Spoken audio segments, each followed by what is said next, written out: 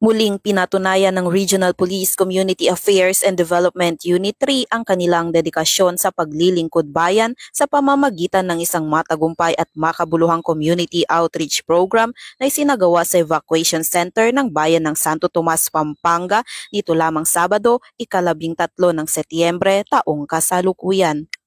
Pinangunahan ang aktibidad ni Police Lieutenant Colonel Lorvin A. Layugan, Officer in Charge ng RPCADU 3, katuwang ang Regional Community Affairs and Development Division 3 sa ilalim ng pamumuno ni Police Colonel Ferdinand D. Hermino at Santo Tomas Municipal Police Station kasama ang mga first multipliers ng bayan. Sa kabuuan, 300 food packs na naglalaman ng mga pangunahing pangangailangan katulad ng pagkain ang naipamahagi sa mga residente, kabilang ang mga pamilya na naapektuhan ng kamakailang kalamidad at nangangailangan ng dagdag na suporta.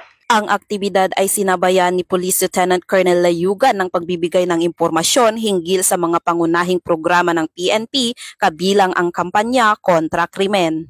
Dahil nga po, ngayong buwan ay National Crime Prevention Month. Isa lang po ang palilingan namin at panalangin namin. Naway kahit anong pagsubok meron po tayo ngayon, kahit anong pasaning problema na ating dinaramdam ngayon, huwag po sana natin gawin hakbang ang paggawa ng krimen upang tayo po ay makatamasa ng kaunting ginhawa sa buhay. Dahil alam na ninyo, ang ginhawa na nakukuha natin sa paggawa ng krimen ay pagsamantala lamang. Pero yung kapalit nito ay mahaba o paghabang buhay nating pagsisilihan. Muli po, magpakatatag po tayo, magsikap, at laging manalangin sa buong may kapal. Mabuhay mo tayo at pagkakaroon po.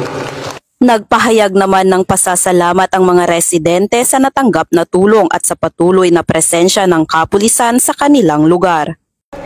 Masasabi ko lang po, ma'am, is dito po sa binigay na biyaya sa amin na mga nasalanta ng paglubog at baha, malaking tulong po para po sa amin mga medyo nahihirapan, minsan na walang trabaho. Sobrang thankful po kami sa mga PNP sa binibigay po sa amin na mga tulong kagaya po ng ganito. At sa mga activity po na sinasalihan namin, nagpapasalamat din po kami at kinikilala din po kami minsan. Thank you po. Maraming salamat po.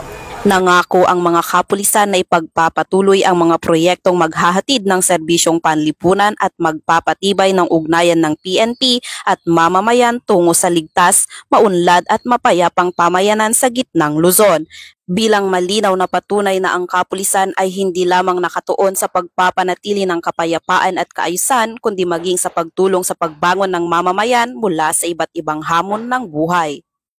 Mula dito sa gitnang Luzon, ako ang inyong PNN Correspondent, Patrolwoman Jilly Advincula Peña, alagad ng batas, tagataguyod ng Balitang Pulis.